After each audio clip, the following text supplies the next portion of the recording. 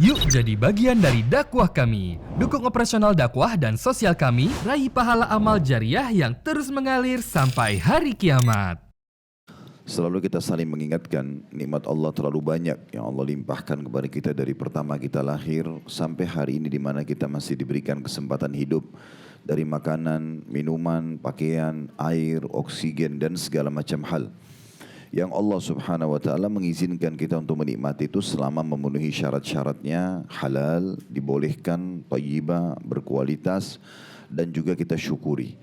Dan Allah subhanahu wa ta'ala memudahkan syukur ini dengan dua susunan kata ini, Alhamdulillah.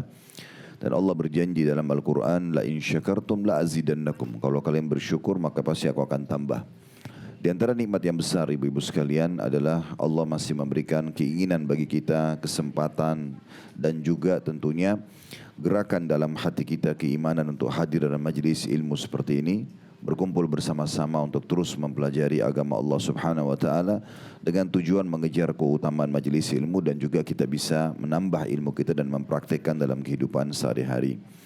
Selanjutnya kita panjatkan salam hormat kita kepada utusan Allah Nabi besar Muhammad sallallahu alaihi wa ala alihi wa sahbihi wasallam sebagaimana Allah telah perintahkan kita untuk mengucapkan salam hormat tersebut. Seperti biasa bila Allah SWT mudahkan kita akan melanjutkan bedah buku kita keajaiban sedekah dan istighfar. Kemudian di bawahnya ada kanker ganas sembuh lewat sedekah, sungguh ajaib. Ditulis oleh Hasan bin Ahmad bin Hasan Hammam. Dan pada kesempatan yang lalu kita sudah membaca muqaddimah buku ini. Berikut juga pendapat para ulama salaf. Kita sudah jelaskan pengertian sedekah itu apa. Kemudian juga pendapat para ulama salaf berhubungan dengan sedekah. Pada hari ini kita akan belajar insyaAllah bab baru.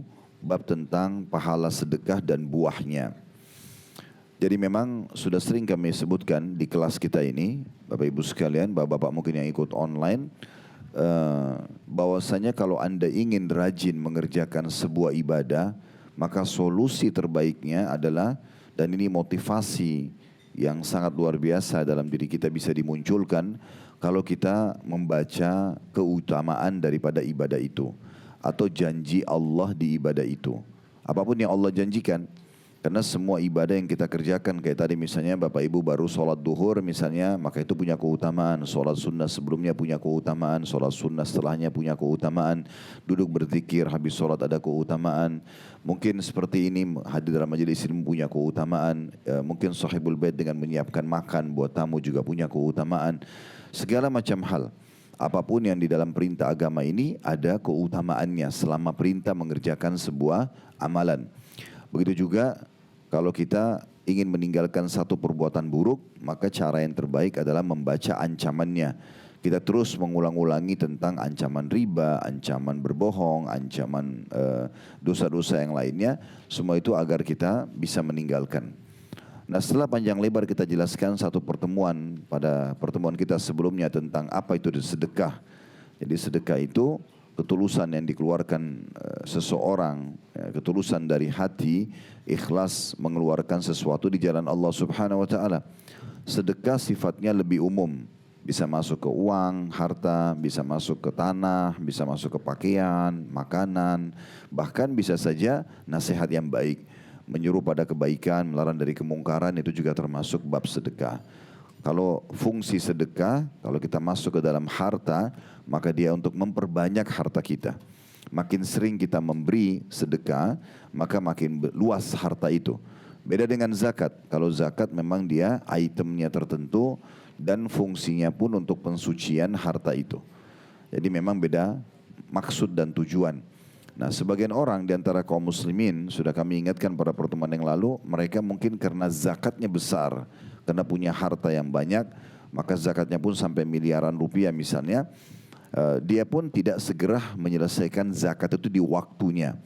Dia menyimpan, lalu dicicil, dikeluarkan setiap kali ada orang yang minta bantuan baru dikasih sama dia. Sampai akhirnya tiba haul atau masa jatuh tempo zakat tahun depan, baru dia keluarkan lagi zakatnya. Orang seperti ini hanya mendapatkan pahala zakat tapi tidak mendapatkan sedekahnya.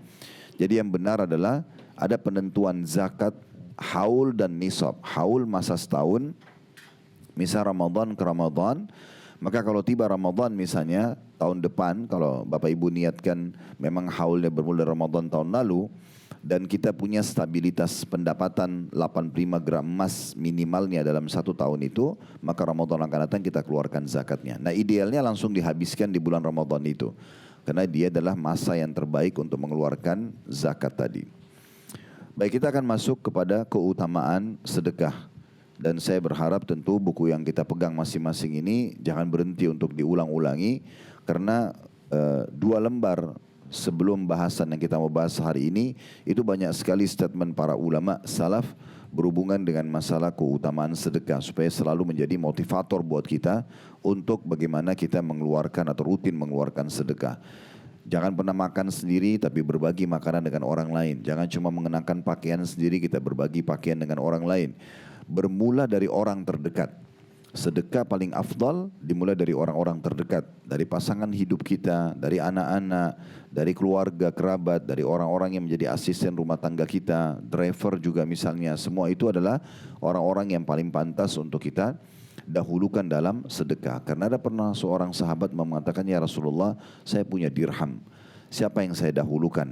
Kata Nabi SAW, dirimu dulu. Boleh kau penuhi kebutuhanmu. Dia bilang, saya masih punya anak-anakmu. Saya masih punya istrimu. Saya masih punya pembantumu. Saya masih punya, ya kau sudah tahu. Atau kau lebih tahu setelah itu. Artinya orang-orang terdekat ini didahulukan. Dan sudah kita sampaikan juga riwayat, bolehnya sebagaimana suami memberi istri, istri pun memberi suami. Dan pemberian istri pada suami pun dihitung sedekah yang sangat besar.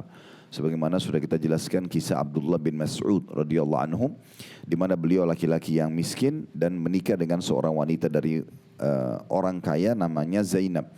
Zainab ini pernah mengeluarkan hartanya, lalu dia mengatakan pada suaminya, saya ingin keluarin harta ini di jalan Allah dan saya ingin memberikan kepada anda.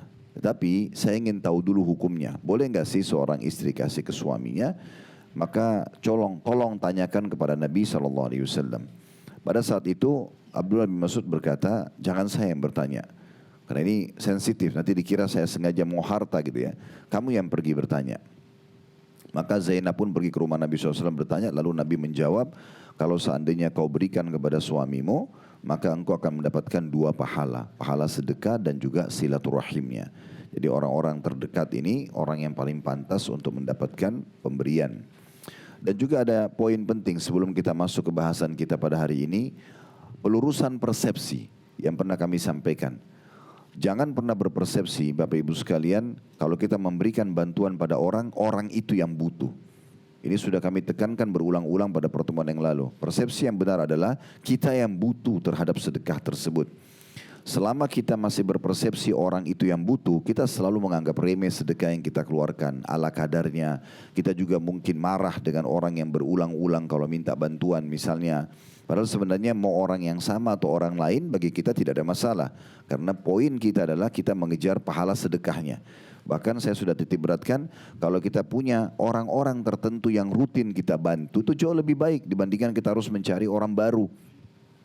Sehingga kita punya sumber yang jelas, yayasan ini, rumah anak yatim yang itu, keluarga miskin yang ini misalnya, atau kita beasiswakan sekolah anak-anak tetangga kita yang tidak mampu dan segala macam hal, semua itu jauh lebih tepat ya, sehingga kita sudah rutin mengeluarkannya. Terlebih lagi kalau kita bisa atur dari awal bulan, kita mengeluarkan berarti untuk 1 bulan ke depan, artinya kalau sampai ajal kita datang di pertengahan bulan, kita tetap mendapatkan pahala sedekahnya sampai akhir bulan.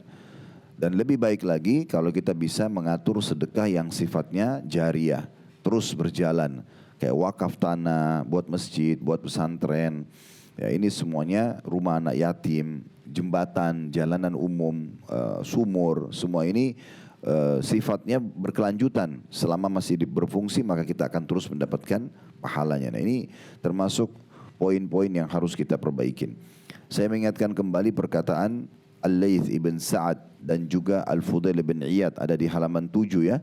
Bagaimana mereka berdua mengajarkan kepada kita, kalau ada orang yang mengambil sedekah dari dia, dari mereka, maka mereka berterima kasih kepada Allah, bersyukur sambil mengatakan, lihatlah orang-orang ini membawa perbekalan kami, ketimbangan amal kami tanpa diupah sedikit pun. Karena orang yang menerima sedekah kita, misalnya kita bantu 1 juta rupiah, dipakai sama dia untuk kebutuhan dia, untuk anaknya dan segala macam, habislah misalnya. Tapi kita nggak kehabisan angka 1 juta itu karena dengan melalui dia dibawa ketimbangan amal kita. Dan itu pun Allah tidak membalas 1 juta dengan 1 juta rupiah. Tapi Allah melipat gandakan minimal 10 kali lipat, bahkan bisa menjadi 700 kali lipat. Jadi persepsi seperti ini yang harus kita betul-betul perbaikin. Dan ingat juga perkataan yang disampaikan ada di akhir sekali di halaman 7 ya. Abu Hatim berkata, bakhil itu, pelit itu adalah sebuah pohon di neraka sedang ranting-rantingnya ada di dunia. Maka barang siapa yang bergelantungan pada salah satu dari ranting-ranting itu, niscaya ia akan menjerumuskannya ke dalam neraka. Sebagaimana kedermawanan adalah sebuah pohon di surga di mana ranting-rantingnya berada di dunia. Dan barang siapa yang bergelantungan pada salah satu ranting-rantingnya itu, niscaya ia akan membawanya ke surga, dan surga adalah tempat orang-orang dermawan. Jadi memang ini yang kita titik beratkan pada pertemuan yang sebelumnya tentang pelurusan persepsi juga salah satu dari hal yang kita bahas selain definisi sedekah, selain juga perkataan salaf tentang masalah sedekah itu sendiri. Baik, sekarang kita masuk Bapak Ibu sekalian, apa yang Anda dapatkan kalau Anda rutin bersedekah? Hasilnya apa? Itu yang disebutkan di halaman 9. Saya akan bacakan dulu kata penulis, sedekah memiliki keutamaan yang besar dan pahala yang melimpah baik di dunia maupun di akhirat. Di dua tempat ini kita akan dapat. Hal itu akan diperoleh oleh seseorang yang diberikan bimbingan oleh Allah Subhanahu wa taala dan dikehendaki kebaikan padanya. Maksudnya Allah ikhlaskan niatnya, dia tulus mengeluarkan, dia juga tidak pamrih, tidak perhitungan lagi di jalan Allah. Maka itu taufik, hidayah dari Allah Subhanahu wa taala. Karena ada orang kadang-kadang makanannya aja dia pelit kepada anaknya, atau dia pelit pada pasangannya, atau dia pelit pada saudaranya dan kerabatnya, ya, dan seterusnya. Atau anak-anak yang sudah sukses selalu dia pelit dengan orang tuanya yang dulunya membesarkan dia. Semua ini berbahaya sekali, itu tidak mendapatkan taufik dari Allah. Tapi justru kalau ibu dan bapak selalu hatinya tergerak ingin siapa saja, kapan lagi siapa lagi yang saya harus bantu hari ini nih, saya harus sedekah di mana nih, ya. Ada sebagian jemaah kami sengaja keluar bawa uang puluhan juta, ratusan juta setiap hari hanya untuk mencari kantong-kantong sedekah. Kalau ditanya kenapa, jawabannya karena saya sudah ketagihan. Setiap kali saya memberi di jalan Allah pasti akan dibalas. Dan dibalasnya luar biasa memang, melimpah sekali gitu. Kemudian dikatakan dan di antara pengaruh dari sedekah dan besarnya keutamanya adalah sebagai berikut. Yang pertama yang Bapak Ibu bisa dapatkan adalah sedekah pensucian dan pembersihan jiwa. Jadi orang yang suka bersedekah itu hatinya jadi bersih dari penyakit-penyakit hati kayak iri, dengki. Jiwanya jadi bersih, lebih tenang. Orang yang suka memberi, karena dia tidak, orang yang suka memberi Bapak Ibu sekalian itu akan hilang perasaan iri pada orang lain. Karena dia suka memberi, maka tidak penting bagi dia orang itu lebih besar rumahnya kah, lebih mewah mobilnya kah, karena memang dia suka dermawan. Orang yang pelit justru terganggu dengan fasilitas orang lain. Seringnya orang memberi, kalau kita lihat ada beberapa orang yang miskin mungkin keadaannya, tapi karena suka memberi, dia tidak terganggu dengan tetangganya yang kaya, dia tidak terganggu dengan mobil mewah yang selalu lewat di depan dia, karena bagi dia itu hal biasa saja, karena dia suka memberi. Jadi jiwanya jadi suci, jadi bersih, karena suka memberi. Allah berfirman kepada Nabi Muhammad SAW di dalam surah At-Taubah ayat 103 yang bunyinya, khudh min amwalihim sadaqatan tutahhiruhum wa tuzakkihim biha wa shalli alaihim inna salataka sakanun lahum wallahu sami'un alim. Ambillah zakat dari sebagian harta mereka yang dengan zakat itu kamu membersihkan dan mensucikan mereka, dan berdoalah untuk mereka. Sesungguhnya doamu itu menjadi ketentraman jiwa mereka, dan Allah Maha mendengar lagi Maha mengetahui. Jadi ada 3 faedah dari ayat ini. Yang pertama, fungsi zakat dan sedekah, itu pun sucian. Ambillah zakat atau sedekah dari sebagian harta mereka yang dengan zakat itu kamu membersihkan dan mensucikan mereka. Jiwanya jadi baik, jadi lebih ramah, lebih santun, lebih jauh dari penyakit-penyakit hati. Itu yang pertama. Kemudian juga ada perintah untuk berdoa. Jadi kita mendoakan agar Allah berikan kepada kita keikhlasan dalam sedekah. Kita juga berdoa agar harta yang kita kasih ke orang tersebut bermanfaat supaya lebih maksimal, ya. Orang juga yang menerima bantuan atau menerima pemberian, karena ini sedekah tidak harus orang miskin yang terima, ya. Bapak ibu bisa saling memberikan hadiah sama temannya, padahal mungkin dia lebih mampu. Atau orang tua kita sudah kaya, kita belikan mobil baru, kita belikan rumah baru, semua itu masuk dalam bab sedekah. Beda dengan zakat yang sangat terbatas, hanya kepada orang-orang tertentu. Tidak bisa kita berikan zakat kepada orang tua kita atau kepada orang kaya. Mohon maaf. Jadi kalau sedekah ini jauh lebih luas. Kalau ada orang yang memberikan kepada bapak ibu makanan, pakaian dari teman-teman, dari kerabat, tetap kita harus berterima kasih. Kita mendoakan kebaikan. Kata Nabi SAW, siapa yang memberikan kepada kalian sesuatu kebaikan, maka balaslah yang setimpal. Makanan dengan makanan, pakaian dengan pakaian, kita berikan balasan yang baik. Jangan tetangga kirim makanan dengan piring, keluar kembali kosong gitu kan. Atau yang semisalnya. Atau mungkin kita kesenangan karena teman kita sangat dermawan, kita selalu berharap dia yang traktir, dia yang selalu memberikan hadiah, kita tidak pernah sama sekali membalas. Padahal sunnah Nabi SAW harus kita berikan yang setimpal, yang sama. Dan kata Nabi SAW, tahadu, tahabu. Saling memberikan hadiah, kalian akan saling mencintai dan menghormati. Kalau betul-betul tidak ada, kata Nabi SAW, maka ucapkanlah jazakallahu khairan. Semoga Allah balas anda dengan kebaikan. Karena itu sudah, ya dia sudah sampai pada puncak berterima kasih. Maksudnya Allah akan balas. Tapi jangan lupa ada khairannya ya. Karena sering saya lihat yang sudah ikut pengajian sudah dengar hadis ini. Jazakallah, jazakallah. Jazakallah apa? Jazakallah artinya semoga Allah balas. Khairan itu doanya. Kebaikan. Ya, dan tidak usah ditambah juga dengan kathiran. Sebagian orang juga menambah karena sunnah Nabi jazakallahu khairan. Udah cukup. Jazakallah semoga Allah membalas anda khairan dengan kebaikan. Jadi kalau kita ucapkan berarti kita sudah memberikan ucapan terima kasih yang pantas kepada orang yang membantu. Tapi didahulukan kita membalas dulu kebaikan-kebaikan dia yang setimpal. Kalau ibu dan bapak bisa gabungkan keduanya, orang kirimkan pakaian kita balas dengan pakaian, kita juga ucapkan terima kasih pada dia. Dan tidak ada salahnya terima kasih bisa diubah dengan jazakallah khair jadi doa, itu lebih sesuai dengan sunnah Nabi SAW. Bagian ketiga adalah sifat Allah Subhanahu Wa Taala di akhir ayat, dan ketahuilah Allah Maha mendengar lagi Maha mengetahui.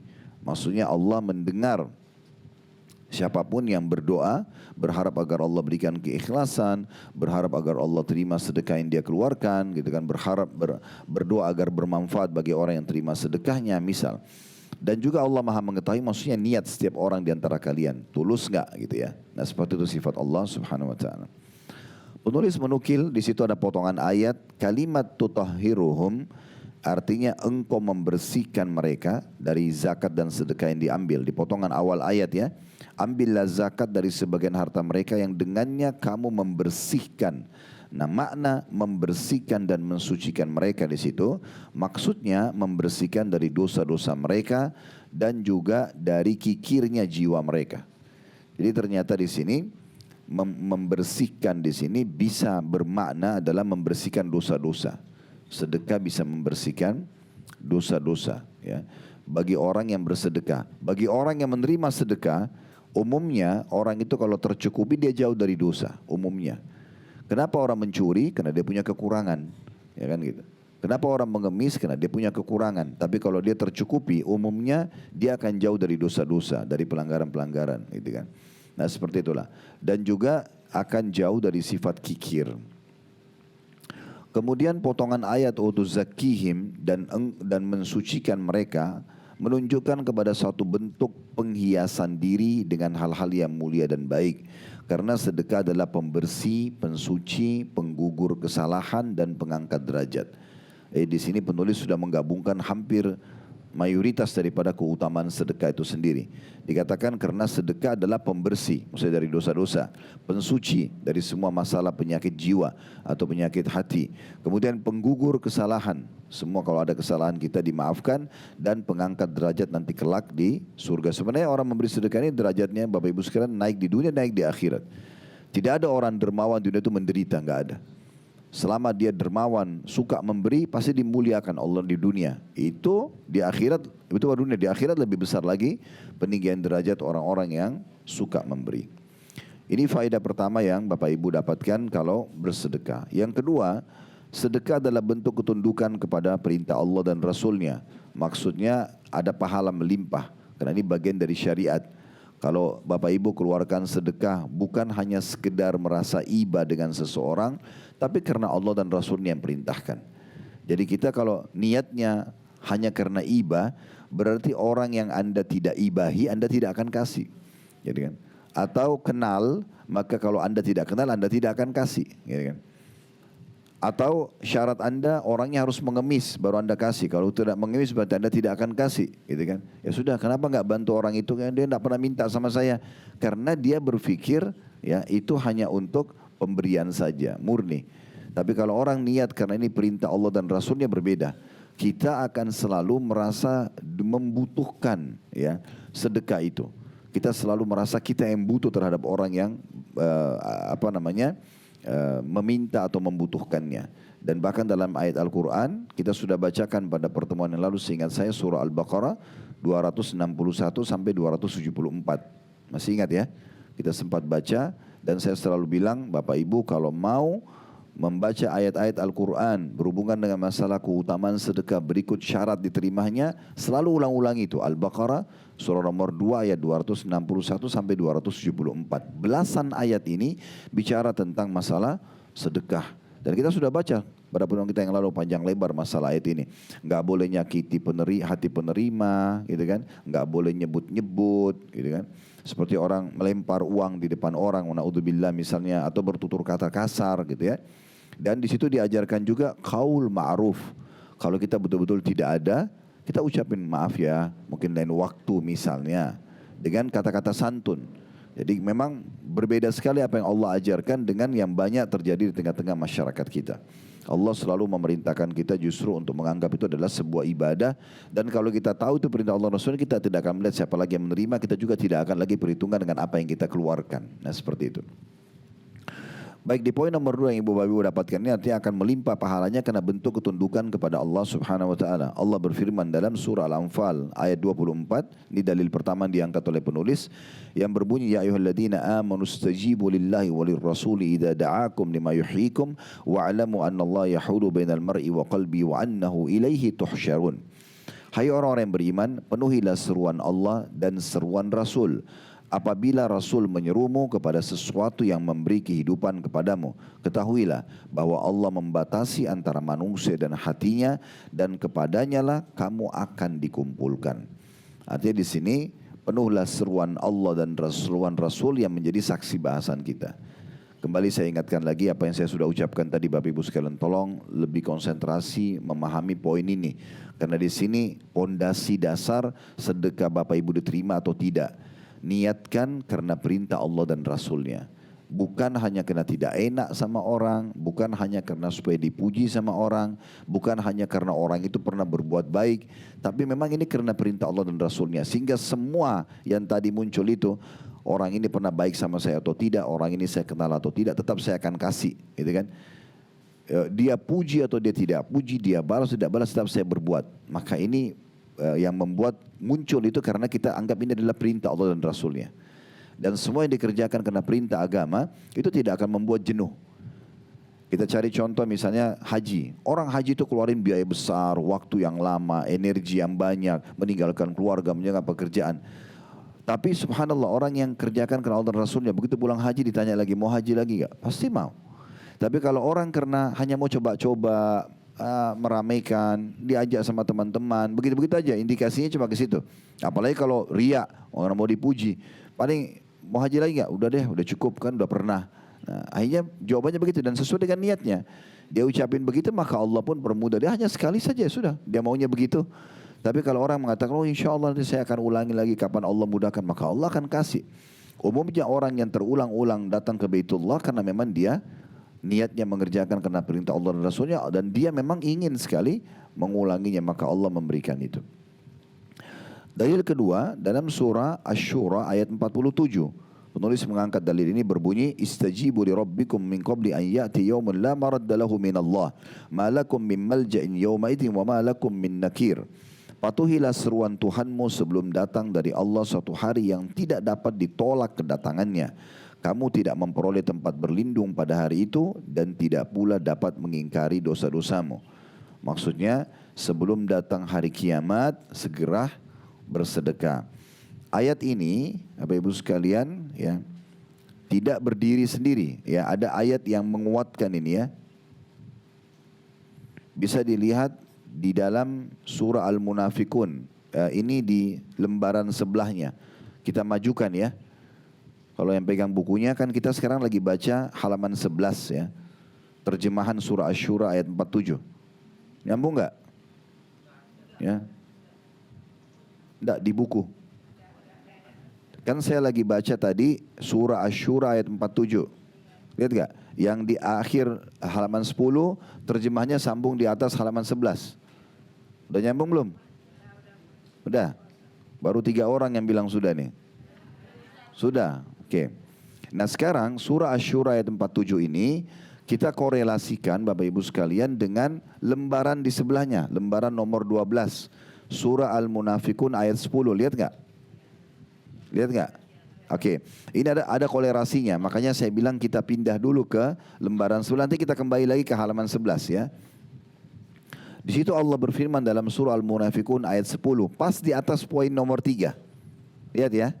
Oke, saya bacakan. Wa anfiqu mimma razaqnakum min qabli an ya'ti ahadakumul mautu fayaqula rabbi laula akhartani ila ajalin qaribin fa asaddaqa wa akum minas salihin. Dan segera belanjakan sebagian dari apa yang telah kami berikan kepadamu sebelum datang kematian kepada salah seorang di antara kamu. Segera sedekahin, segera keluarin yang di rekening, bantu orang-orang yang minta bantuan sebelum datang nanti malaikat maut ya mau mencabut ruh. Di saat itu cuma kita sendiri yang melihat malaikat maut itu dan tidak bisa ditunda. Detik itu kita harus meninggal. Lalu apa yang terjadi? Allah bilang, infakkan sebelum datang waktu itu.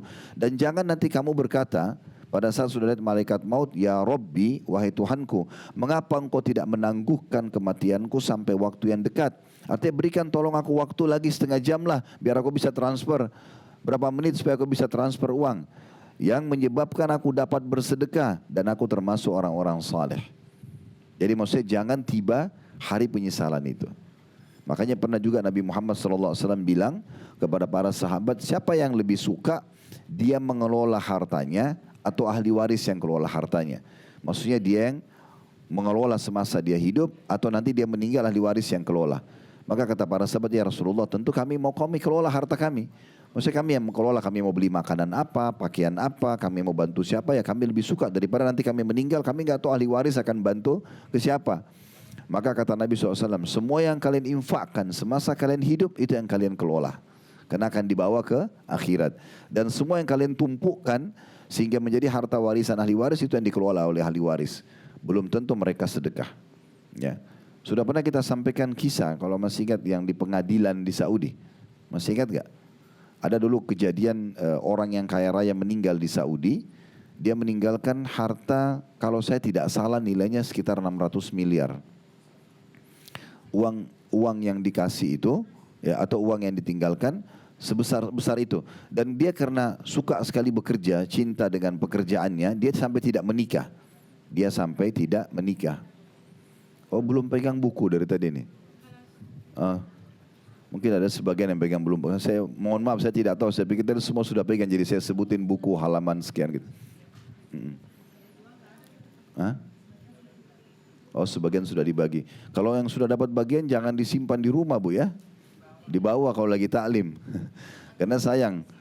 Jadi kalau dibawa itu penting sekali. Ini kalau kelas kita ini, kelas di kampus ini dapat penilaian minus nih kalau nggak bawa buku. Kalau saya dulu waktu jadi mahasiswa, kalau jadi dosen, kalau mahasiswa tidak bawa buku, saya nilai kurang itu. Karena itu penting sekali, buku kan butuh ditandain ya. Makanya ditaruh di mobil aja, Bu. Ditaruh di mobil, ingat jadwalnya kapan, jadi bawa bukunya selalu ya. Baik, seingat saya pernah sampaikan kisah, tapi saya ulangi lagi. Ada orang meninggal di Saudi, meninggalkan harta sekitar nilainya 600 miliaran. Karena banyak sekali perhotelan dia dan segala macam. Tapi karena dia belum menikah, nggak ada istri, tuh, otomatis nggak ada anak. Dan orang tuanya juga sudah meninggal, dicari ahli warisnya nggak ada. Tidak ditemukan. Setelah pemerintah Saudi sempat menahan harta itu untuk diamankan supaya jangan diambil oleh sembarangan orang. Lalu disuruhlah pengadilan agama di Saudi itu untuk mencari tahu siapa orang yang punya hubungan kerabat sama. Ditemukan ada 3 orang saja. 3 orang ini juga kerabat jauh. Cuma mereka yang ada kerabat gitu. Waktu itu dipanggil ke pengadilan, ketiga orang ini ditanya, apakah kalian kenal si fulan, disebutkan nama orang ini ya, yang sudah meninggal dan kaya raya. Mereka bilang iya kami kenal. Mereka ini belum tahu kalau ada warisan. Tiga orang ini, cuma mereka mengatakan iya kami kenal. Cuma memang orangnya eksklusif sekali. Gak pernah bertemu kami, gak pernah silaturahim, gak pernah kontak-kontak kami. Gak, cuma tahu saja ini ada kerabat tapi jauh. Dan kami tahunya dia orang kaya. Lalu kata mereka tadinya tiga orang ini ketakutan dipanggil ke pengadilan. Ada apa nih?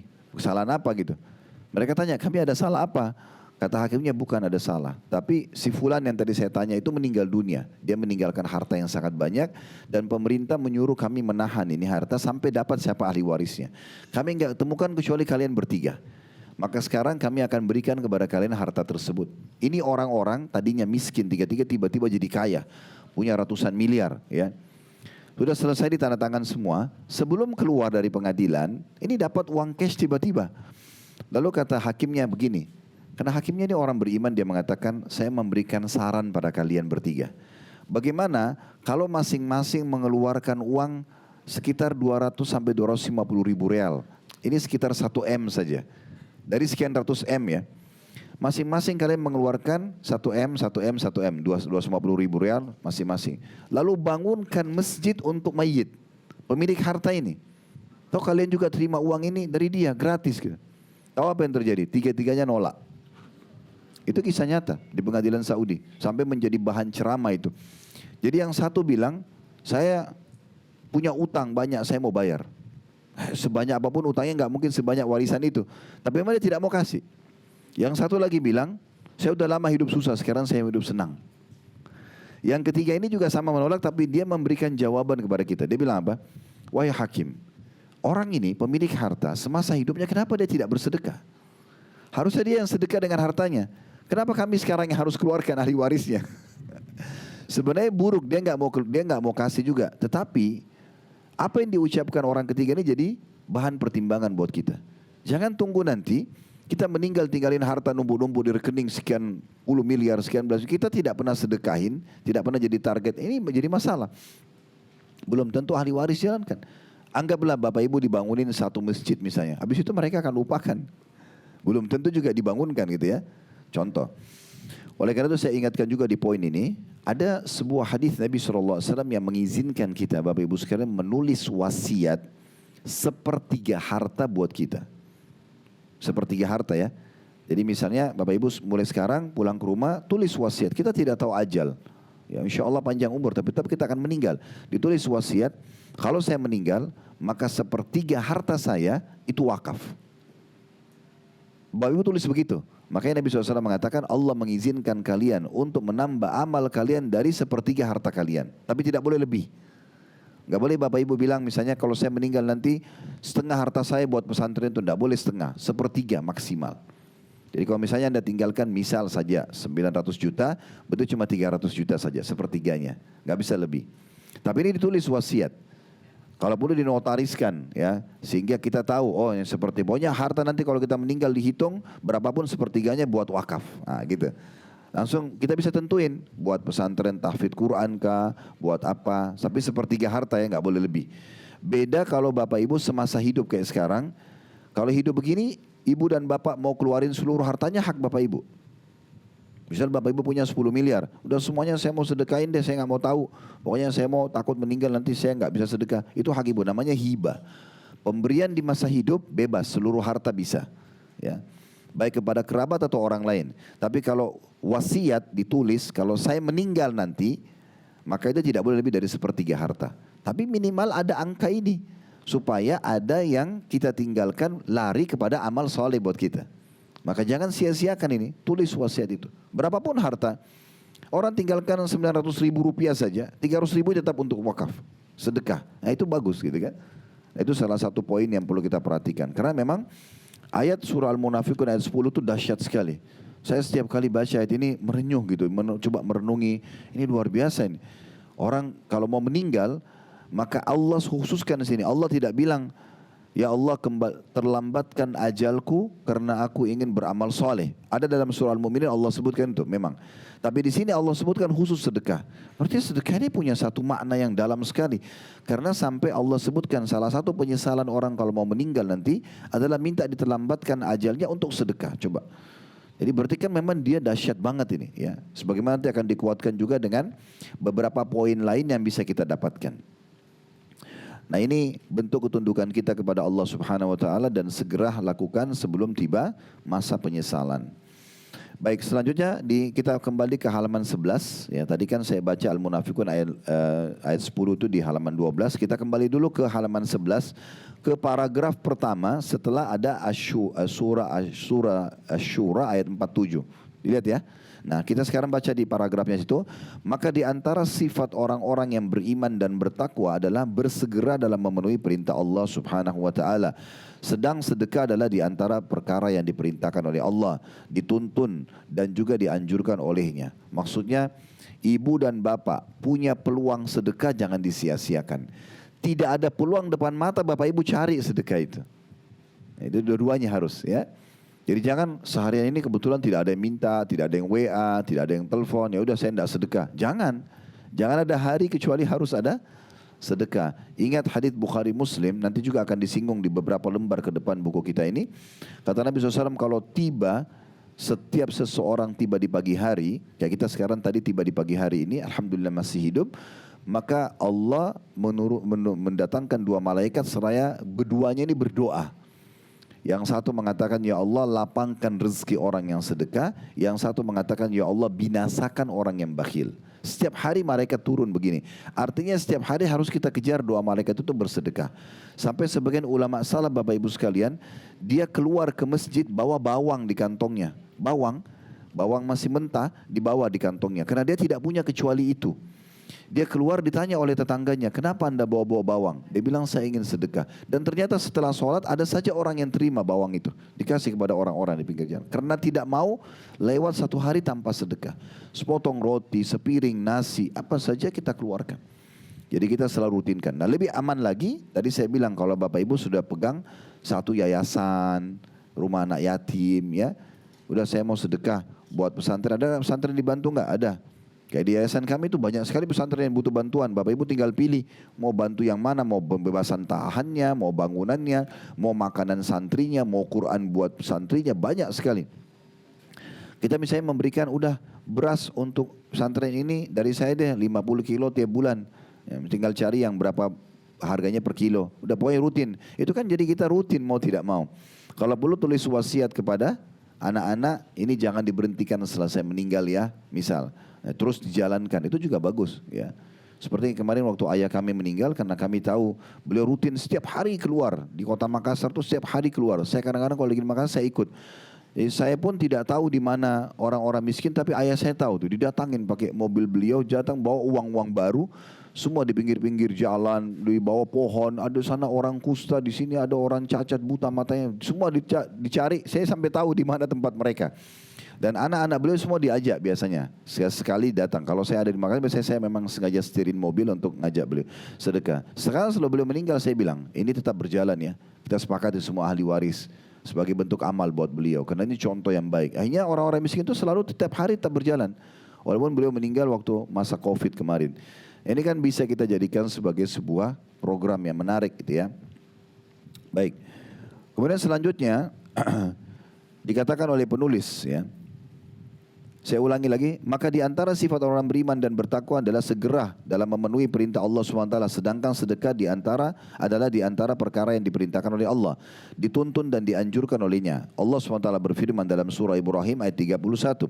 Qul li ibadiyalladzina amanu yuqimus salata wa yunfiqu mimma razaqnahum sirran wa alaniyatan min qabli an ya'ta yaumun la bay'un fi wala khilal. Katakan hai Muhammad kepada hamba-hambaku, perintah langsung Allah kepada Nabi Muhammad SAW menyampaikan kepada kita semua yang telah beriman, khusus bagi orang yang beriman, hendaklah mereka mendirikan solat, jangan pernah tinggalin solat, 5 waktu jaga, dan menafkahkan sebagian rezeki yang kami berikan kepada mereka, baik secara sembunyi-sembunyi ataupun terang-terangan. Tidak ada yang tahu atau orang terpaksa lihat. Di sini terang-terangan bukan berarti pamer. Tapi kadang-kadang kita di pinggir jalan ada kotak amal masjid. Kita harus buka jendela kasih uang cash misalnya. Karena dia tidak ada QRIS situ, tidak ada ATM. Kita kasih orang cash. Maka apa boleh buat? Ada mungkin pengurus masjid lihat, ada mungkin mobil di belakang lihat. Oke, itu terang-terangan tapi bukan disengaja. Bukan sengaja kita panggil, sini liatin saya mau sedekah. Bukan begitu. Kan? Maka itu dimaksud dengan terang-terangan.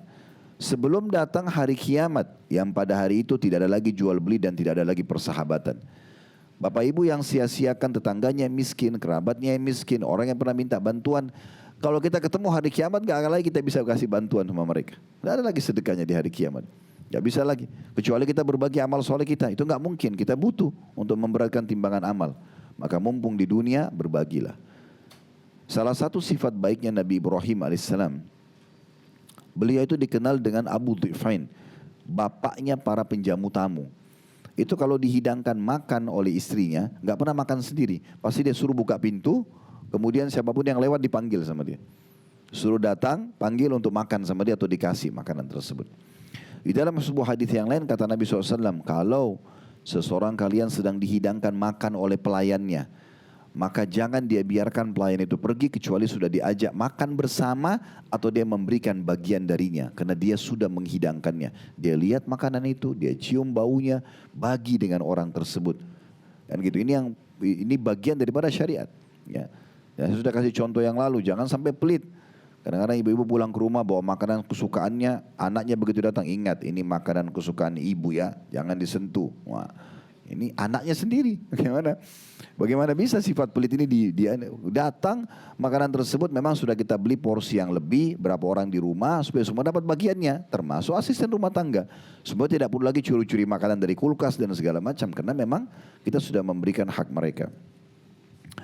Jadi nanti kita di sini ayat ini memerintahkan kita jangan sampai nanti datang hari kiamat baru nyesal, ya, mumpung masih hidup karena beramal seperti ini hanya bisa di saat kita hidup. Dalam firman Allah yang lain dalam surah Al-Baqarah ayat 254. Di akhir sekali di halaman 11. Allah berfirman, ya ayyuhalladzina amanu anfiqu mimma razaqnakum min qabli an ya'tiya bay'un la bay'un fihi min qabli an ya'tiya yawmun la bay'un fihi wala khullatun wala syafa'ah wal kafiruna humudz zalimun. Hai orang-orang beriman, belanjakanlah di jalan Allah sebagian dari rezeki yang telah kami berikan kepadamu sebelum datang hari yang pada hari itu tidak ada lagi jual beli dan tidak ada lagi syafaat, pertolongan. Dan orang-orang kafir itulah orang-orang yang zalim. Di sini saksi bahasan kita, kalau Bapak Ibu mau garis bawahi, belanjakanlah atau keluarkanlah ya harta yang diberikan, dan Allah mengatakan sebagian dari rezeki, tidak harus semuanya, tapi berbagi ya. Kita makan, kasih orang makan juga, kita minum juga sama dan seterusnya, semua itu kita kasih ya. Nanti tentu di dalam bab setelah ini ada petunjuk Nabi SAW dan juga infak para orang-orang saleh. Nanti kita akan belajar di pertemuan-pertemuan akan datang bagaimana mereka luar biasa tidak pernah melewatkan satu hari kecuali mereka pasti bersedekah, bahkan mereka dalam sedekah mendahulukan orang lain daripada dirinya sendiri. Baik, kita langsung pindah ke poin ketiga karena firman Allah surah Al-Munafikun tadi sudah kita baca. Manfaat ketiga yang akan Bapak Ibu dapatkan kalau Bapak Ibu bersedekah, yaitu seorang mukmin berada dalam naungan sedekahnya pada hari kiamat kelak. Bisa bermakna nanti di mahsyar Bapak Ibu akan dapat naungan sedekah dari panasnya matahari. Bisa juga yang dimaksudkan adalah naungan di sini dia akan terselamatkan dari siksaan di hari kiamat. Dikatakan yaitu pada hari yang pasti akan disaksikan oleh seluruh makhluk tersebut. Di mahsyar kita semua akan dibangkitkan pada hari kiamat. Bisa kita baca di awal-awal surah Al-Hajj, surah nomor 22 tentang masalah hari kebangkitan. Di dalam surah Al-Qiyamah, surah Al-Zalzalah, banyak sekali yang menceritakan kepada kita tentang kejadian dahsyat di hari kiamat. Dikatakan di mana pada hari kiamat itu seorang anak akan beruban, matahari akan mendekat ke kepala manusia. Keringat yang banyak keluar hingga menenggelamkan manusia. Itu keadaan mahsyar di saat itu. Kita akan dibangkitkan dalam sebuah hadis ya. Di sini dikatakan dari Abu Hurairah radhiyallahu anhu, Rasulullah SAW bersabda, ya'raqun nasu yaumal qiyamati hatta yadhhaba araquhum fil ardi 70 dhira'an wa yuljimuhum hatta yabluga adhanahum. Pada hari kiamat nanti manusia akan keringatan atau berkeringat hingga mengalir sejauh 70 hasta dan akan menenggelamkan mereka hingga mencapai telinga mereka. Ada footnote nomor 1 diriwayatkan oleh Imam Bukhari. Ibnu Hajar berkata, ini masih menggambarkan dulu tentang dahsyatnya hari kiamat ya. Ibnu Hajar berkata rahimahullah, ini nama seseorang ulama, dipanggil dengan Ibnu Hajar. Dalam menanggapi hadis tersebut tentang nanti orang akan keringatan di mahsyar dan akan keringatnya itu akan mengalir sejauh 70 hasta dan akan menenggelamkan mereka sampai ke kuping mereka. Beliau mengatakan, barang siapa yang memperhatikan kondisi tersebut, niscaya ia akan mengetahui betapa besarnya kegoncangan pada hari itu, di mana neraka mengelilingi tanah padang mahsyar dan matahari didekatkan sekitar jarak 1 mil jaraknya dari kepala manusia.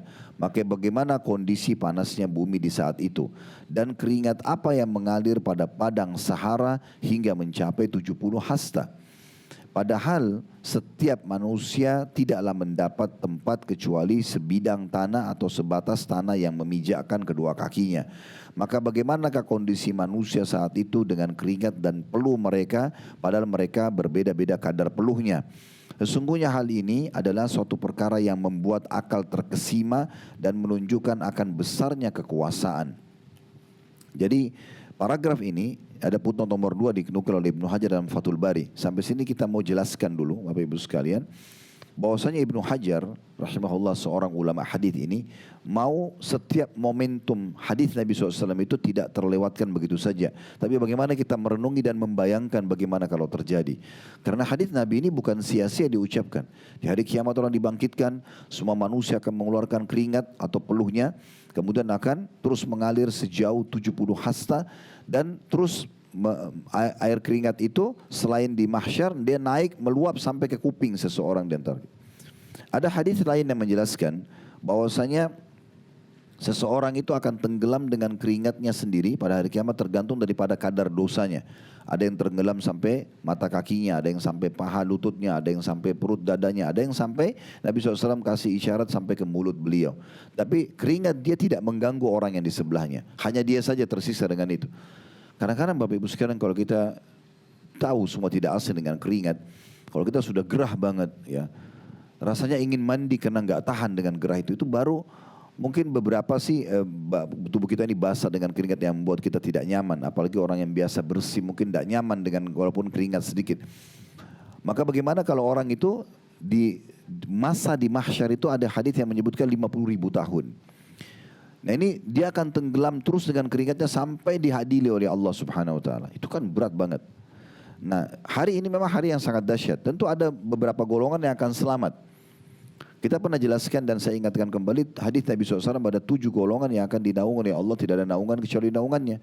Disebutkan pemimpin yang adil pertama, kemudian seseorang yang hatinya terikat terpaut dengan masjid, 2 orang yang saling mencintai karena Allah, berkumpul dan berpisah karenanya, seseorang yang berinfak dengan tangan kanan sampai tangan kirinya tidak tahu, seseorang dipanggil oleh lawan jenis yang punya kedudukan dan kelebihan fisik, kemudian dia mengatakan saya takut kepada Allah, dia nolak perzinahan tersebut, seseorang yang mengingat Allah sendirian lalu dia meneteskan air mata. Maka semua ini adalah orang-orang yang selamat, golongan yang selamat hari kiamat. Ditambah juga dalam hadis tentang siapa yang menghutangkan orang dan memberikan tenggang waktu atau memaafkan utang seseorang juga akan dapat naungan Allah pada hari kiamat. Di mahsyar lagi panas, orang semua tenggelam dengan keringat, mereka tidak kena. Salah satunya di situ adalah orang yang bersedekah dengan tangan kanan sampai tangan kirinya tidak tahu. Jadi mereka akan aman dari dahsyatnya mahsyar pada saat itu. Dikatakan selanjutnya setelah footnote nomor 2, kembali ke halaman 13. Tadi ada angka 2 kecil, masih ingat ya? Selanjutnya saya baca. Pada saat itu manusia sangat membutuhkan naungan yang dapat menaungi dirinya. Hingga hadirlah sedekah lalu menaungi pelakunya. Dari Uqbah bin Amir radhiyallahu anhu, seorang sahabat Nabi, beliau berkata, saya telah mendengar Rasulullah sallallahu alaihi wasallam bersabda, kullu mri'in fi dhilli sadaqati hatta yufsala bainan nas, au qala hatta yuhkama bainan nas. Setiap orang berada di bawah naungan sedekahnya hingga manusia diadili oleh pengadilan Allah. Atau beliau bersabda hingga keputusan di antara manusia ditetapkan oleh pengadilan Allah. Maksudnya seseorang akan terus berada terganggu dengan keringat dia sendiri sampai nanti dia dipanggil gilirannya untuk dihakimi oleh Allah Subhanahu wa taala. Dan Abul Khair, itu tanda kutip salah seorang perawi hadis berkata, tidaklah suatu hari dilewatinya melainkan dia bersedekah dengan sesuatu walaupun hanya dengan sepotong kue atau sebutir bawang. Setelah dengar hadis ini, Abul Khair, perawi hadis, tidak pernah melewatkan satu hari kecuali sedekah, walaupun hanya dengan sepotong kue ataupun sebutir bawang. Dan dalam pembahasan tentang 7 kelompok manusia yang akan dinaungi oleh Allah, ya, dengan naungannya, N-nya besar kata ganti Allah, pada hari di mana tidak ada naungan kecuali naungan Allah, terhadap dalam hadis, "Warajulun tasaddaqa bi sadaqatin fa akhfaha hatta la ta'lama shimalu ma qaddamat yaminu." Dan seorang laki-laki ataupun perempuan sama yang bersedekah dengan suatu sedekah lalu merahasiakannya hingga tangan kirinya tidak mengetahui apa yang dikeluarkan oleh tangan kanannya. Footnote nomor 2, hadis riwayat Bukhari dan juga Muslim. Hadis ini, Bapak Ibu sekalian, ya, termasuk hadis yang tadi sudah kita singgung, ada 7 golongan yang Allah naungi pada hari kiamat, salah satunya adalah kelompok ini. Dan ini bahasa kiasan, maksudnya bahasa kiasan itu adalah kalau tangan kiri tidak tahu, apalagi manusia yang lainnya. Ya, karena tangan kiri tangan kanan berdekatan. Tapi Nabi SAW berikan bahasa kiasan. Orang yang berinfak dengan tangan kanannya sampai-sampai tangan kirinya aja tidak tahu. Maksudnya saking luar biasa dia merahasiakannya. Dan sudah saya pernah bahasakan juga, hati-hati Bapak Ibu sekalian, kadang-kadang amal itu sudah berlalu. Misalnya kita ikhlas pernah bantu seseorang, kita ikhlas pernah haji, kita ikhlas pernah bakti orang tua. Lalu kita dibisikkan oleh syaitan, lalu kita ceritakan di depan orang satu waktu. Tanpa kita sadari ternyata itu bisa memunculkan riya, padahal amal sudah berlalu. Itu bisa saja mengganggu. Jadi riya itu bisa merusak amal pada saat dikerjakan atau pada saat sudah dikerjakan. Oleh karena itu kita harus hati-hati. Semua amal yang Bapak Ibu sudah kerjakan sudah dilupain saja. Biarkan urusannya malaikat yang mencatat, kita tinggal panen pahalanya pada hari kiamat nanti. Nah, ini gambaran tentang pentingnya kita menghadapi atau bagaimana kita punya persiapan menghadapi hari kematian nanti. Nah, tentang masalah mahsyar ini juga saya berharap Bapak Ibu bisa buka aplikasi Al-Quran dalam surah Al-Hajj. Kita baca di ayat-ayat pertama surah Al-Hajj ya. Allah menggambarkan juga di situ tentang masalah mahsyar ini. Allah berfirman di ayat satunya, surah Al-Hajj. Sebenarnya ini bicara masalah haji, ada haji ya. Tapi ayat-ayat awal ini Allah sebutkan tentang masalah mahsyar, kebangkitan. Bismillahirrahmanirrahim. Ya ayuhan nasu attaqu rabbakum. Inna zalzalatas sa'ati syai'un azim. Hai manusia, bertakwalah kepada Tuhanmu. Maksudnya patuh dan tunduk. Yang diperintahkan kerjakan, yang dilarang jauhi. Sesungguhnya kegoncangan pada hari kiamat nanti adalah suatu kejadian yang sangat besar. Dahsyat itu. Kalau sudah dibangkitkan nanti susah kita dia kalau tidak menyelamatkan diri dari sekarang, ya. Lalu Allah gambarkan di ayat 2-nya, yauma tarawunaha tazhalu kullu murdi'atin amma arda'at wa tada'u kullu dhati hamlin hamlaha wa taran nasa sukara wa man bisukara walakin 'adzaballahi syadid. Ingatlah, makna ingat dalam Al-Quran artinya pelajarilah. Karena kan kita belum hadir waktu itu kan. Ingatlah pada hari ketika kamu melihat kegoncangan itu. Lalailah semua wanita yang menyusui anaknya. Karena dahsyatnya sampai kalau ada wanita yang sedang menyusui anaknya, dibuang anaknya. Ya, itu tidak mungkin terjadi di dunia. Ibu-ibu mungkin lebih tahu dari kami. Kalau lagi menyusui anak penuh kasih sayang, kita tidak mau lepas dia sampai dia selesai kenyang gitu ya. Tapi di hari kiamat Allah gambarkan di saat itu karena dahsyatnya ibu-ibu yang menyusuin pun membuang anak-anaknya. Dan dikatakan, saya ulangi ya, lalailah semua ibu wanita yang menyusui anaknya dari anak yang disusuinya, dan gugurlah kandungan segala wanita yang hamil. Tentu ini karena ada goncangan yang kuat, sehingga ketakutan yang stres yang sangat tinggi membuat keguguran. Ini nggak gampang, ya. Kemudian dikatakan, dan kamu akan melihat manusia dalam keadaan seperti mabuk atau mabuk, padahal mereka sebenarnya tidak mabuk, akan tetapi azab Allah saat itu sangat keras. Nah, 2 ayat ini menggambarkan kepada kita tentang masalah bagaimana dahsyatnya ya kejadian di mahsyar itu, dan tentu cukup banyak hadis-hadis yang membahas tentang masalah itu. Baik, kita sekarang tutup dengan poin nomor 4. Ini yang terakhir kita bahas, setelah ini kita buka tanya jawab insyaAllah. Apa yang Bapak Ibu dapat kalau sedekah? Sedekah itu akan menghindarkan dari musibah dan menjauhkan dari kematian buruk. 2 manfaat sekaligus. Akan dijauhkan dari musibah, bala yang akan datang, dan juga diselamatkan dari su'ul khatimah, mati yang buruk. Artinya dia akan mendapatkan husnul khatimah. Kata penulis di halaman 15, sedekah memiliki dampak terhadap pelakunya dalam memelihara diri pelakunya dari musibah-musibah dan bencana-bencana.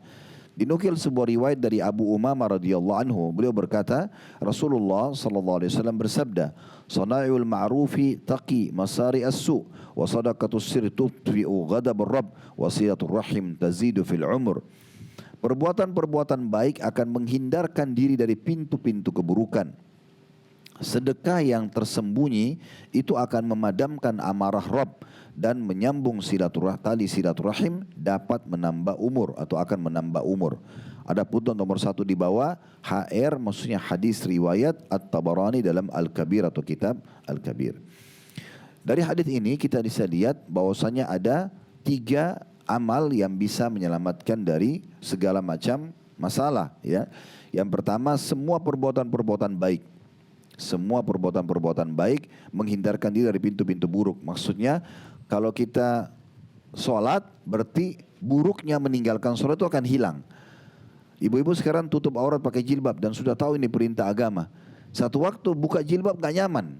Atau mungkin ibu sudah tidak mau. Kalau ibu misalnya sekarang sudah pakai hijab begini lalu ibu disuruh pakai jilbab, buka jilbab di jalanan, ibu tidak mau. Karena apa? Ibu sudah merasakan nikmatnya ibadah itu. Karena kita kalau kerjakan kebaikan, satu kebaikan, keburukannya akan hilang. Kita puasa, hilang keburukan tidak mau puasanya. Nah gitu, seperti itulah. Nah sama semua timbal balik seperti itu terjadi. Nah itu yang dimaksud dengan perbuatan-perbuatan baik akan menghindarkan diri dari pintu-pintu keburukan. Artinya kalau kita sibuk dengan amal soleh, pintu dosa tertutup. Dosa itu kan terbuka kalau kita lagi santai, Bapak Ibu sekalian. Kita lagi banyak waktu lowong, ya udah depan TV kita habis waktu di situ. Tapi kalau kita lagi sibuk, lagi sakit kah, lagi layani orang kah, lagi ada kegiatan kah, maka kita kan jadi tidak ada waktu untuk itu. Nah begitu juga kalau kita sibukkan dengan kebaikan-kebaikan dari sholat ke sholat, dari zikir ke zikir, dari doa ke doa, dari ilmu ke ilmu, terus begitu, maka kita akan jauh dari perbuatan buruk. Yang kedua, ini jadi saksi bahasan kita, dan sedekah tersembunyi akan memadam amarah Rabb. Jadi kadang-kadang kan kalau kita berbuat salah bisa mengundang murkahnya Allah, amarahnya Allah. Rabb itu Tuhan Allah SWT. Jadi kalau ibu dan bapak punya sedekah tersembunyi, tidak ada yang tahu. Hanya ibu sama Allah sama orang yang terima. Transfer tiba-tiba online kasih ke orang gitu ya. Atau rutin ke yayasan, kita sembunyikan nama kita, bilang saja hamba Allah ya, atau bantu ke masjid. Enggak ada yang tahu antara bapak ibu sama Allah sama orang yang menerima saja. Makanya namanya sedekah sembunyi. Itu bisa memadamkan amarah Rabb. Satu waktu kita tergelincir buat salah, sedekah yang lalu itu membantu. Allah tidak akan hukum kita karena itu. Dia selamat dari bala bencana yang bisa datang karena perbuatan dosa. Karena kan dosa, pernah kita jelaskan di kajian buku kita sebelum ini, salah satu masalahnya adalah dampak bahayanya, dia bisa menghilangkan fasilitas dan mendatangkan hukuman. Karena dosa itu kan pelanggaran. Tapi itu bisa hilang dengan taubat kepada Allah, nasuha, dengan kita bersedekah seperti ini. Ini bisa meredam murka Allah Subhanahu wa taala. Tapi jangan diniatkan dari sekarang ya. Jangan bilang misalnya saya sedekah sekarang sembunyi, satu waktu saya kalau buat dosa supaya saya tidak dihukum. Bukan begitu maksudnya. Tetapi memang sedekah itu akan membantu kita di saat kita tergelincir, tapi kita bukan programin. Bukan berarti orang nanti malam saya mau zina, sekarang saya sedekah dulu deh supaya saya selamat. Bukan begitu maksudnya. Ya. Tetapi itu bisa saya tidak diterima oleh Allah SWT. Tetapi kalau dia sedekah sekarang terus dia rutin, satu waktu tergelincir dia tidak sengaja, dia inginkan atau bergejolak godaan syaitan, maka itu bisa menjadi penyebab teredamkannya murkanya Allah Subhanahu wa taala. Yang ketiga, menyambung silaturahim adalah menambah umur. Ini ada hadis lain yang menyebutkan siapa yang ingin dipanjangkan umurnya, maksudnya keberkahan umurnya. Jadi kalau umur 70 tahun seseorang suka silaturahim, si A misalnya, si B tidak pernah silaturahim, umurnya 70 tahun, kita akan temukan si A banyak sekali berkah dalam hidupnya. Sudah banyak dia bangun masjid, sudah banyak dia lakukan kegiatan-kegiatan kebaikan dibandingkan dengan si B yang tidak pernah silaturahim. Itu yang dimaksud dengan menambah umur. Dalam hadis yang lain tadi saya bilang, siapa yang ingin dipanjangkan umurnya, masa keberkahannya dan diluaskan rezekinya, maka dia melanjutkan hubungan silaturahim. Dan sudah pernah kami ingatkan, rahim ini ada dibagi dua ya. Ada rahim sama mahram, ada rahim saja tanpa mahram. Rahim sama mahram maksudnya rahim punya hubungan kekerabatan dan tidak boleh nikah sama kita. Ya, orang tua ke atas semuanya, semua saudara orang tua, semua saudara kita ke kanan dan ke kiri, semua ke jalur kita ke bawah, anak, cucu dan ponakan. Ini rahim dan mahram, ya. Kemudian juga ada yang disebabkan rahim dan mahram karena pernikahan, mertua sama anak mantu. Ada juga disebabkan rahim dan mahram karena susuan, ini pernah kita jelaskan. Ada juga orang yang punya hubungan rahim tapi bukan mahram, itu adalah ipar, ya. Itu punya hubungan kekerabatan tapi ibu nggak boleh buka jilbab depan ipar, ya misalnya karena mereka bukan mahram. Mereka bukan mahram. Atau jalan berduaan dengan ipar. Makanya Nabi SAW pernah bilang, kalau dua orang berduaan, laki-laki sama perempuan, yang ketiganya syaitan. Pasti mudah digoda. Maka satu sahabat mengatakan, ya Rasulullah bagaimana dengan ipar? Misalnya ini yang tanya laki-laki, misalnya saya sama adik perempuan istri saya misalnya, atau kakak dia. Kata Nabi SAW, ipar itu kematian. Ya, karena memang kalau terjadi naudzubillah perselingkuhan, makanya jadi masalah besar. Masalah besar di sini karena kalau orang lain bercerai selesai, kan gitu. Tapi sekarang kalau ini adiknya atau kakaknya, dia cerai sama pasangannya nih. Tapi kakak sama adiknya selalu ketemu, susah. Itu yang membuat jadi masalah. Kalau orang lain dia pergi, setahun 2 tahun kita bisa lupain. Tapi kalau ini kan susah. Makanya berbahaya sekali. Oleh karena itu tetap ada rahim, tapi ada batasan. Ketemu dari acara keluarga, assalamualaikum apa kabar, ya oke. Tapi untuk buka hijab, untuk berdua-duaan ini nggak bisa. Karena memang mereka bukan mahram, rahim. Ada juga orang yang rahim dan mahram tapi sementara. Itu suami istri. Selama satu suami istri mereka punya hak rahim, mereka juga punya hak mahram. Ya. Tapi kalau sudah bercerai dan lewat 3 kali masa suci, maka sudah tidak ada lagi namanya mahram. Sudah jadi laki-laki atau perempuan asing. Baik, selanjutnya Ibnu Abil Ja'ad berkata, ini seorang ulama, sungguhnya sedekah itu menghindarkan diri dari 70 pintu keburukan. Dan juga di antara dampak dari sedekah adalah memelihara hamba dari kematian buruk. Jadi tadi itu tentang masalah kita selamat dari bala atau masalah, ya. Sekarang masuk ke dalil tentang sedekah bisa menyelamatkan dari su'ul khatimah, mati buruk. Mati na'udzubillah dalam kondisi mabuk, dalam kondisi maksiat atau apa itu kita akan terselamatkan, ya. Itu sejalan dengan hadis Anas bin Malik radhiyallahu anhu bahwasanya Rasulullah SAW bersabda, Inna sadaqata la tudfi ghadab Rabb wa tadfu an mitati su. Sesungguhnya sedekah itu dapat memadamkan amarah Rabb dan menghindarkan diri dari kematian yang buruk. Sebagai penutup tinggal 2 paragraf, ya. Ibnu Arabi Al-Maliki berkata rahimahullah, dan hakikat dari kematian yang buruk adalah kematian dalam kondisi kemaksiatan. Jadi kita selamat dari itu. Dan Al-Mubarak Furi ini nama orang juga ulama, ya. Julukannya Al-Iraqi berkata, Al-Iraqi juga ulama. Jadi Al-Mubarak Furi menukil dari ulama lain diberikan julukan Al-Iraqi berkata, secara zahir yang nampak maksud kematian yang buruk adalah kematian yang mana Rasulullah SAW berlindung kepada Allah darinya, berupa hancur, jatuh, tenggelam, kebakaran, tergoda syaitan saat menghadapi maut, dan terbunuh saat lari dari medan perang di jalan Allah. Artinya Al-Iraqi lebih umum lagi. Mati buruk bukan hanya sekedar orang mati dalam kemaksiatan, tapi mati dalam kelalaian, mati dalam keadaan yang tidak diinginkan, semua itu masuk dalamnya. Penulis memberikan nasihat kepada kita semua, yaitu maka perhatikanlah wahai saudaraku tentang keutamaan sedekah dan dampaknya pada kematian yang baik. Peliharalah pemeliharaan hamba dari bencana dan akibat yang buruk. Nah, ini baru 4 poin yang kita bahas tentang masalah apa yang Bapak Ibu dapatkan. Kita masih lanjut lagi, insya Allah pertemuan akan datang nanti di poin ke-5 sampai nanti ini selesai di poin ke-9 seingat saya. Ya, ada 9 poin daripada keutamaan sedekah. Baru nanti kita akan pindah ke petunjuk Nabi SAW tentang sedekah dan beberapa contoh orang-orang yang memberi sedekah dan infak dari kalangan para sahabat ridwanullahi alaihim. Mudah-mudahan apa yang kita bahas tadi bermanfaat buat kita semuanya. Allah ikhlaskan niat kita dan semoga semua yang hadir di sini offline ataupun online dipenuhi hajat-hajat dunia akhiratnya, diampuni dosa-dosanya, diangkat derajatnya, dan juga Allah Subhanahu wa taala mempertemukan kita semua di surga firdausnya kelak tanpa hisab.